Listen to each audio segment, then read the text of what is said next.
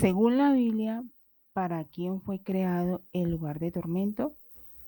Bueno, el lugar de tormento fue creado exclusivamente para el diablo y todos los ángeles que cayeron juntamente con él en rebelión contra Dios y contra el reino de Dios. Fue creado ese lugar de tormento, que es el infierno, que arde. ¿Por qué de tormento? Porque es un tormento total, total. Allá no está la paz, no está el amor de Dios, no está la salvación, están las llamas. Dice que es un lugar donde la cama es gusano y es totalmente de tormento. Ese lugar no fue creado para el ser humano, sino para el enemigo y los ángeles. Cuando la persona se revela contra Dios, cuando la persona no le cree a Dios, no le obedece, cuando la persona no le busca, que es el único que tiene el poder de salvar el alma del infierno, de no permitir que se vaya para el infierno, ese lugar se habilita para la persona. De hecho, mucha gente que murió sin recibir la salvación de Dios, la salvación de Jesucristo, están en el infierno, están en el lugar de tormento. Y la Biblia lo registra.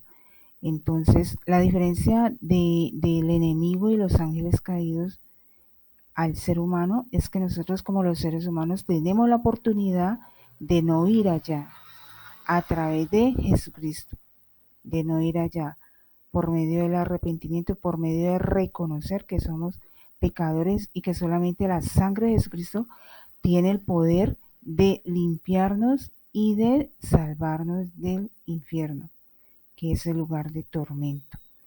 Los ángeles caídos y Satanás no tienen la oportunidad y por eso ellos con envidia, maldad y venganza contra Dios llega y nos ataca a nosotros los seres humanos con el mismo ser humano para destruirnos, para hacer que nuestras almas se pierdan en el infierno.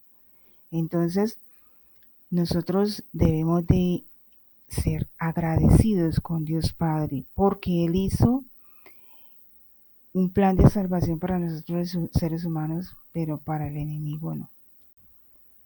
Nos dice en Lucas 16:23, y en el Hades alzó sus ojos estando en tormento, y vio de lejos a Abraham y a Lázaro en su seno. Esta cita bíblica no es una parábola, o sea, una comparación, no, algo real, fue real. Las dos personas que aparecen en este texto bíblico, que es más largo, solamente tomé el 23, a esas dos personas existieron y esas dos personas murieron, pero cada una en vida tomó una decisión donde pasar su alma eternamente. ¿En qué lugar? El rico fue altivo, rebelde, fue arrogante ante la propuesta que Dios le daba a su alma. ¿Cuál es la propuesta que Dios le da le haya dado al alma del rico? La salvación, así como la da a todo ser humano. Pero el rico no creyó, sino que él creyó en lo que veía, en lo que, entre comillas, gozaba como banquetes, bebida, sexo A, sexo bien, una cantidad de cosas, lo que se está viviendo ahora, lo que se mueve ahora en el mundo, todo lo que es la parte carnal, física, nomás los placeres y olvidándose de que hay un alma en la cual está recibiendo todas esas cosas, ya sean buenas o sean malas, ya sean de edificación o perdición. Y el rico habilitó su alma para el lugar de tormento. Él fue arrogante, a pesar de que Dios le enviaba palabra, le enviaba su mensaje de propuesta para salvar su alma, el rico no creyó.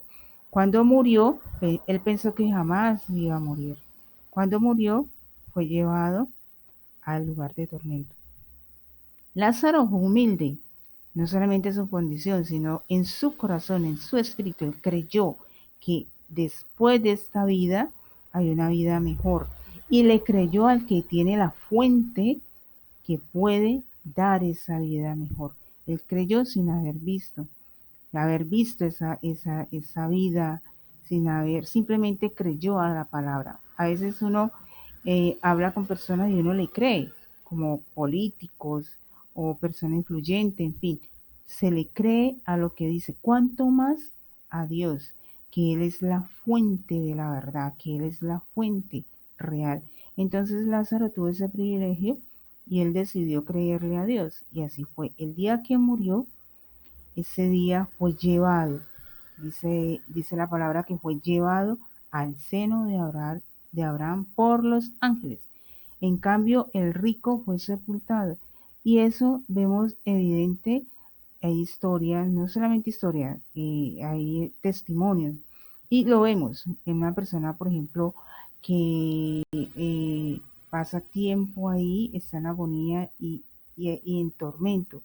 Pues sencillamente el alma está tratando de escaparse de los demonios que la están llevando al infierno, al lugar de tormento. En cambio, cuando la persona muere en las manos de Jesucristo, esa muerte es en paz, decimos, es una muerte bonita, porque esa alma está siendo llevada por los ángeles al seno de Abraham, o sea, al paraíso, al reino de Dios.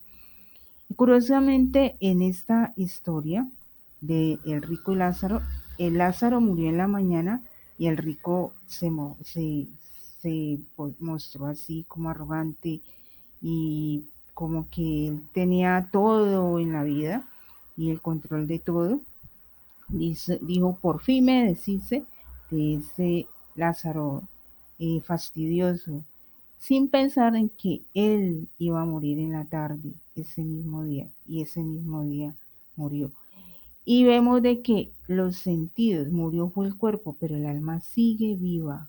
El alma sigue totalmente viva y más consciente de lo que está más viva que cuando estamos aquí en la tierra.